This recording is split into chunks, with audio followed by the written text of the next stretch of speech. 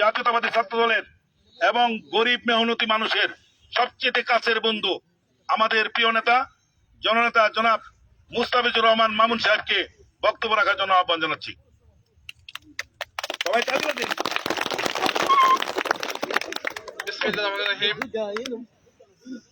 আজকের এই আয়োজনে যিনি সার্বিকভাবে সহযোগিতা করেছেন আমাদের কাইসার আহমেদ কাজল, আপনারা জানেন যে যুবদল ময়মনসিংহ জেলার যুগ্ম সাধারণ সম্পাদক এবং ছাত্র দলের সাবেক সাংগঠনিক সম্পাদক বালুকা উপজেলা শাখা এবং আগামীতে স্বেচ্ছাসেবক দলের প্রভাবশালী প্রার্থী। আশা করি আমরা সেটা আল্লাহ যদি রহমত থাকে আমরা সেটা ইনশাল্লাহ পাবো।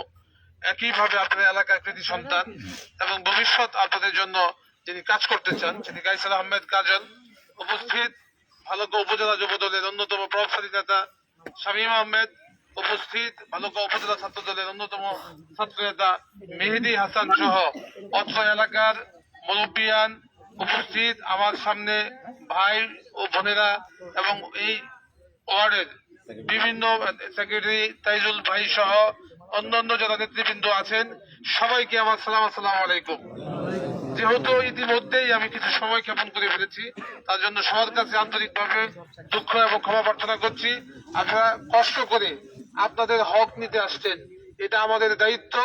আমরা যারা আমাদের দায়িত্ব পালনে ব্যর্থ হব এটা আমাদের আল্লাহর কাছে জবাবদিহিতা করতে হবে। আপনাদের হক আমরা আপনাদের কাছে পৌঁছাতে পেরেছি, এজন্য আল্লাহর কাছে অশেষ কৃতজ্ঞতা জ্ঞাপন করছি। একইভাবে আপনারা জানেন আমরা যেহেতু জাতীয়তাবাদী আদর্শের সৈনিক, আমরা দেশনায়ক তারেক রহমানের নেতৃত্বে জাতীয়তাবাদী দলের একজন নির্ভীক কর্মী হিসাবে যেভাবে আপনাদের পাশে থাকা দরকার সেভাবে থাকার জন্য আমরা সার্বিকভাবে চেষ্টা করে যাচ্ছি।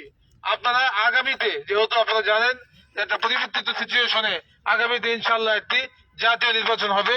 এই নির্বাচনে জাতীয়তাবাদী দল বিএনপিকে সমর্থন করে কিভাবে সরকার গঠন করা যায়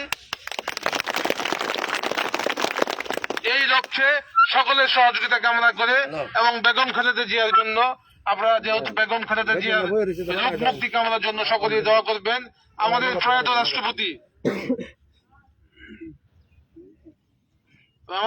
রাষ্ট্রপতি জিয়াউর রহমান সাহেবের